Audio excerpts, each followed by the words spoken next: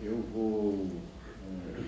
vou falar aqui, espero falar só uns 20 minutos ou 25, não mais que isso, sobre alguns aspectos políticos da questão do IoT, da internet das coisas no Brasil.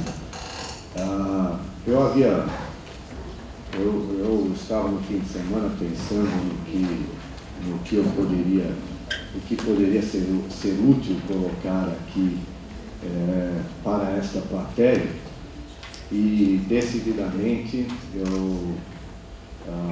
com a presença de uma quantidade de pesquisadores ilustres da área aqui, né? Falei, bom, eu não vou fazer uma apresentação técnica, vou me limitar a colocar mais um quadro político, como eu vejo a situação política da internet das coisas no Brasil. Então, em primeiro lugar, eu quero agradecer ao Gabriel por me convidar para fazer essa apresentação inicial, e quero dizer que para a Rede ANSP não é um problema hospedar o Fórum IoT, hospedar essa reunião, pelo contrário, é uma solução. A Rede ANSP é a Rede Acadêmica do Estado de São Paulo. Ela tem um nome em inglês, né? ANSP quer dizer Academic Network de São Paulo. Ela tem um nome em inglês porque essa rede foi criada em 1988. Esse ano nós estamos fazendo 25 anos, foi a primeira rede de computadores interinstitucional do Brasil, né? A própria Rede Nacional de Pesquisa, a RNP, foi criada em 89 dentro da Rede ANSP, né? Depois, em 91, nos invertemos, né? Nós viramos a parte paulista da Rede Nacional, mas até de 89 a 91 trabalhávamos juntos, éramos a mesma rede. E também a internet brasileira nasceu dentro da Rede ANSP, desde a criação do Comitê Gestor de Internet Brasil, em 95, até a criação do LINC-BR, em 2003, e a regulamentação, né, da internet pelo governo federal em 2003, o Comitê Gestor de Internet, a internet brasileira, funcionou em conjunto com a Rede ANSP, né? Então, para nós, a inovação tecnológica no que diz respeito à rede não é um problema, é uma obrigação, é o nosso trabalho. E, portanto, apoiar o Fórum IoT de Competitividade faz parte do nosso trabalho, e nós honramos isso colaborando em tudo que é possível com o Fórum desde que ele se iniciou, né? Então, hoje eu quero colocar aqui um quadro geral sobre como nós estamos vendo esta questão de IoT, as partes boas, as partes ruins em cada aspecto político. Aqui, político, eu falo de política científica tecnológica, claro, né? Então, colocar os aspectos que nos parecem bons e aqueles que nos parecem ser problemas, e encerrar colocando um pouco as oportunidades que nós vemos na área. Então, eu vou falar um pouco rapidamente, sobre a situação da internet no Brasil, como nós vemos. Vou descrever algumas iniciativas nacionais do IoT e falar um pouco sobre o Fórum IoT de Competitividade e algumas oportunidades de mercado que nós enxergamos. Bom, vou começar pelo, talvez, o maior problema que nós temos na área de internet e de IoT no Brasil. Estou colocando aí o mapa, nós temos aí o mapa do Brasil, são 8 milhões de quilômetros quadrados, mais ou menos, e o estado de São Paulo, que tem apenas 220 mil quilômetros quadrados, tem quase 38% do PIB. Então, esse é um problema muito sério, né? Quer dizer, um país com muitas disparidades, com uma região territorial no norte imensa, de difícil, com pouca população e de difícil acesso, em função da floresta amazônica, dos rios e tudo mais. Então, essa talvez seja a maior dificuldade que nós temos hoje no país com relação à internet, né?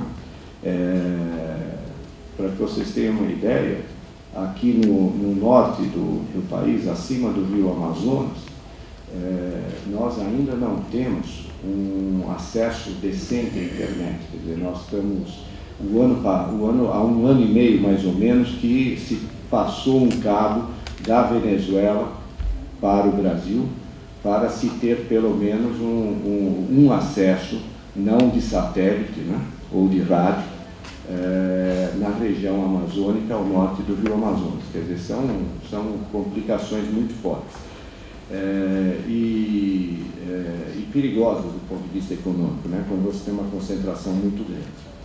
Bom, então, falando sobre a infraestrutura de internet no Brasil, dois aspectos que chamam a atenção, apesar de todas essas dificuldades, essas disparidades, dessa imensa extensão territorial.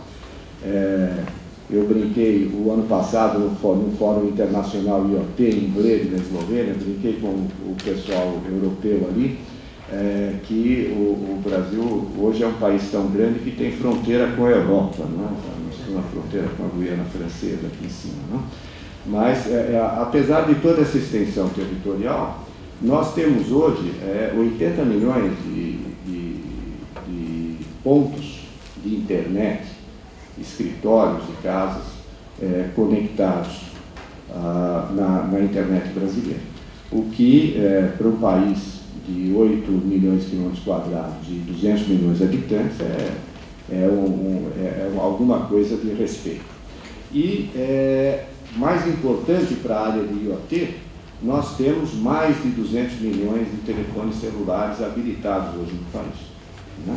O que representa também uma rede sem fio de alcance nacional muito interessante. No entanto, nós temos alguns problemas, né? O primeiro, e talvez o maior deles, é a falta de competitividade. Em todo esse território, com 200 milhões de telefones na praça, nós temos só 3 companhias grandes operando, né? E a Telefônica, a Vivo, com mais de metade do mercado. Então, esse e concentrado em São Paulo. Então, esse é um problema muito sério. Quer dizer, na verdade, nós temos 200 milhões de telefones, mas tem 100 milhões em São Paulo, quase, ou na região sudeste, né? Então, esse é um problema. Outro problema importante na internet, que tem que ser levado em conta nos projetos de IoT, é a má qualidade de conexão, ou a pequena banda de conexão entre operadoras. Nós temos 3 operadores, mas incrivelmente a conectividade entre elas é muito pequena, é muito ruim. Essa questão da conectividade acaba sendo usada como instrumento de pressão das operadoras maiores sobre as menores. Isso é ridículo, mas a maioria das operadoras menores troca tráfego com as maiores através dos Estados Unidos, né?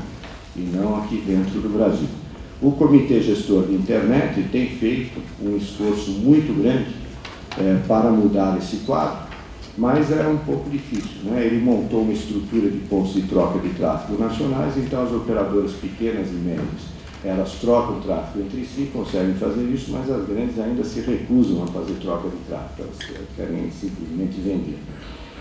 E também nós temos hoje uma conectividade internacional bastante pobre e cara. Também temos hoje, no lado do governo, um esforço através da Telebrás para mudar esse quadro. A Telebrás tem aí na mão, nesse momento, na mesa, um número de projetos para o lançamento de cabos submarinos com a Europa, com os Estados Unidos, com a África, que tendem a mudar esse quadro. Mas, por enquanto, é um quadro ruim para a conectividade internacional. Nós temos hoje, depois de África, nós somos o megabit por segundo internacional mais caro que se tem. A segunda coisa que eu quero comentar são os aspectos legais para a questão da internet das coisas, né? O quadro legal está sendo discutido no Congresso.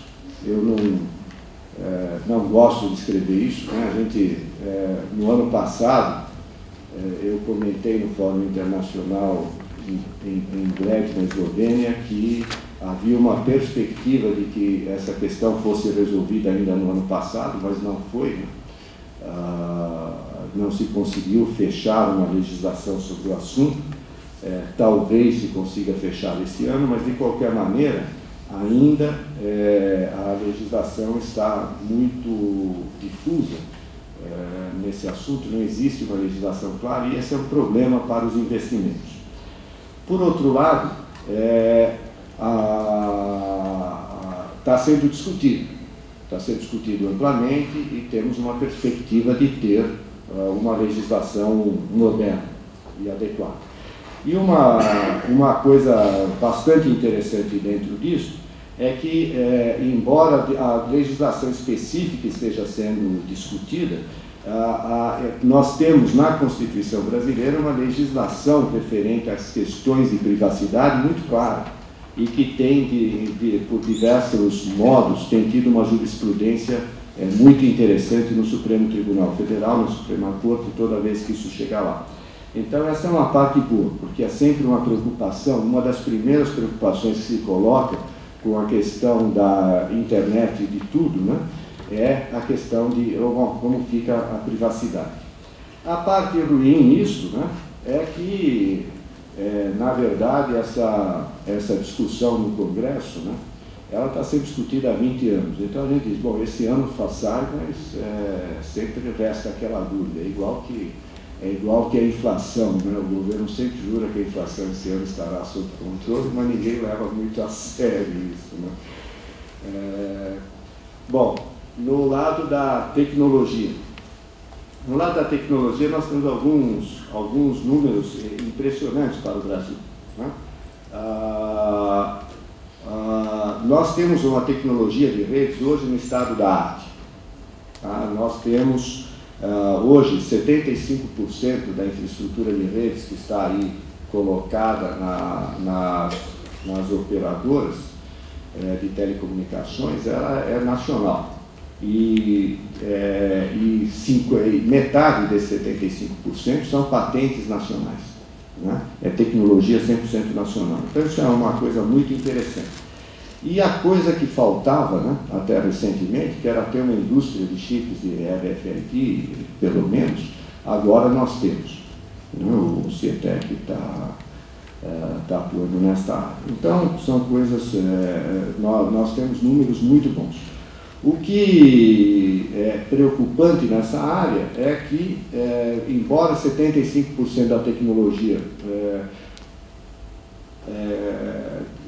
utilizada no país, na área de redes, seja nacional, nós temos só duas companhias, nós temos o mesmo problema das operadoras, temos duas grandes companhias. Temos a Pavitec na área de comunicações ópticas e a Datacom na área de rede mesmo, de switches e roteadores e a DSL. Então isso é uma coisa preocupante, quando há falta de competição, a evolução tende a ser mais lenta, o governo precisa incentivar mais, precisa colocar mais dinheiro, precisa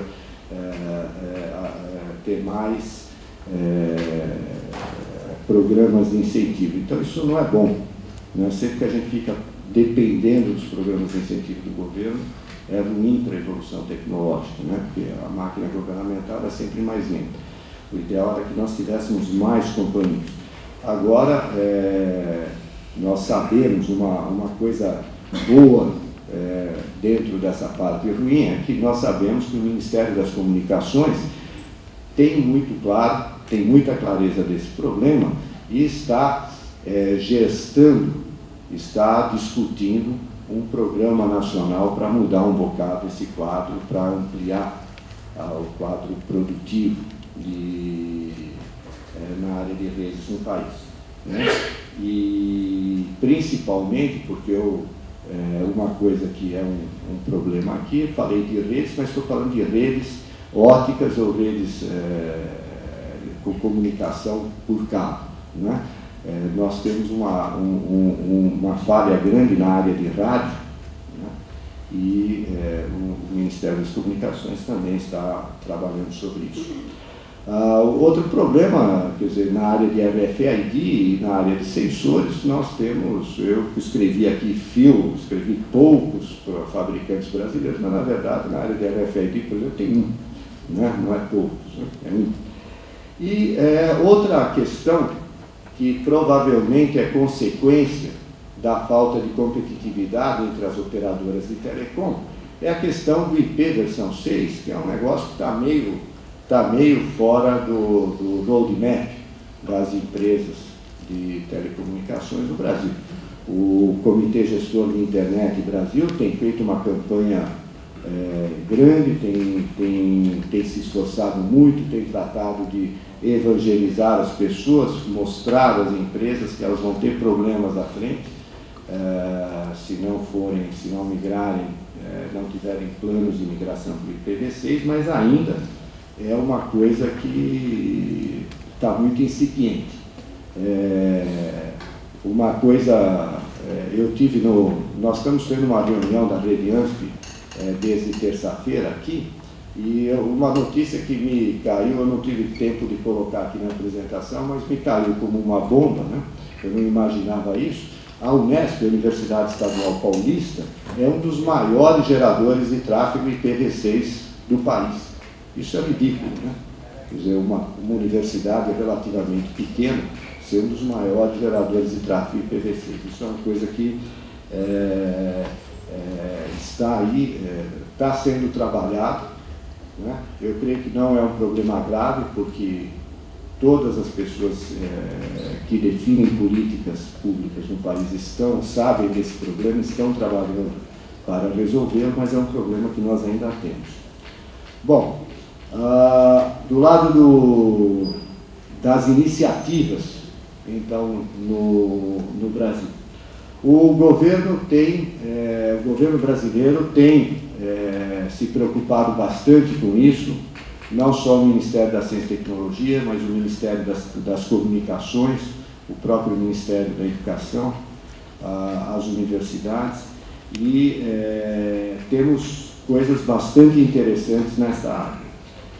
Uma delas é que o Ministério da Ciência e Tecnologia tem mantido uma relação muito boa, muito profícua com a União Europeia e tem colocado programas bastante interessantes, como é o caso do programa FIBER, né? Que foi aprovado no início de 2012 e que tem aí já 16 instituições brasileiras de pesquisa e desenvolvimento e outra dúzia de instituições europeias trabalhando em conjunto em diversos aspectos do futuro da internet, entre eles o IoT. E, neste momento, está em discussão entre o Comitê Gestor de Internet, o Governo Federal e o Governo de São Paulo, através da Fundação de Amparo à Pesquisa de São Paulo, está em discussão a realização de um grande projeto nacional, mas grande mesmo, né? Por isso está sendo muito discutido, para financiar pesquisa